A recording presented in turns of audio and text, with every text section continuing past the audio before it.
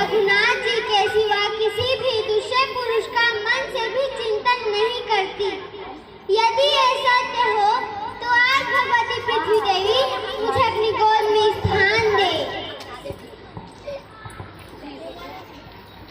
यदि मैं अपने मन, वचन और कर्म द्वारा केवल श्री राम की ही आराधना करती हूँ तो आज भगवती पृथ्वी देवी मुझे अपनी गोद में स्थान दे। भगवान श्री राम को छोड़कर मैं किसी दूसरे पुरुष को नहीं जानती। यदि मेरा कहना सत्य हो तो आज भगवती पृथ्वी देवी मुझे इस क्षण अपने गोद में स्थान दे।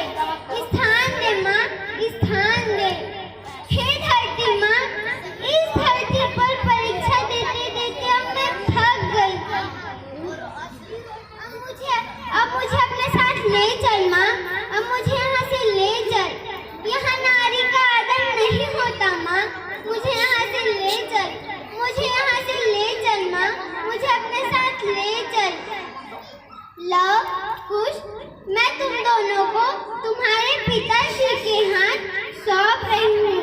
मनुष्य के लिए पिता ही सबसे बड़ा देवता और पिता की सेवा ही सबसे बड़ा धर्म होता है। इनकी सेवा करना पुत्र, सेवा करना। भगवान तुम लोगों को सर्वदा सुखी रखे। महाराज से इतनी ही प्रार्थना है कि इन प्रजाजनों के दोष को भूलकर लव कुश भांति पुत्रवत प्रेम करे। समस्त गुरुजन,